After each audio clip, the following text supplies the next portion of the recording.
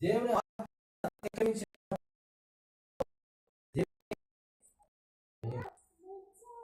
ఎప్పుడు భయం వచ్చిందని బహుగా భయపడదు.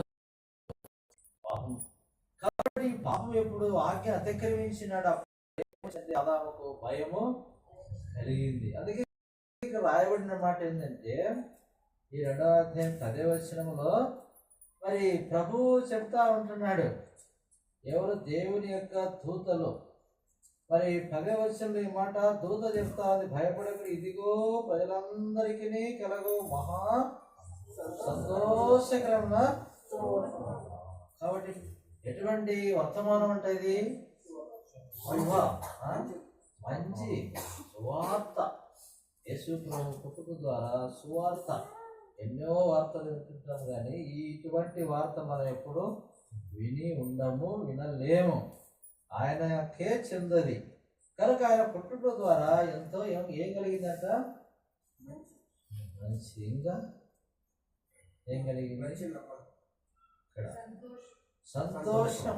అది కాబట్టి ఎప్పుడైతే ప్రభువైన యేసుక్రీస్తు వారిని చేర్చుకుంటావో అప్పుడు ఏమవుతుంది? హృదయం సంతోషం. ఎన్ని క్రిస్మస్లు చేసినా, ఎన్ని మన పండగలు చేసినా, ఎంత గ్రాండ్గా చేసినా, యేసు ప్రభు మనలో పుట్టకపోతే మనకు నిజమైన సంతోషము ఉండదు. పుట్టినప్పుడే నిజమైన సంతోషం.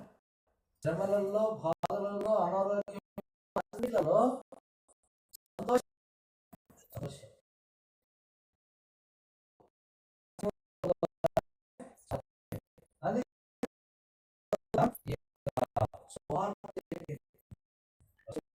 వార్త ఎవరు చెప్పారంట?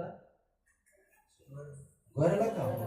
8వ వచనం, ఆ దేశంలో కొందరు గొర్రెల కాపరులు పొలంలో ఉండి రాత్రివేళ తమ మందను కాచుకొనుచుండగా ప్రభుదూత వారి ఎదుటకు వచ్చి నిలిచెను.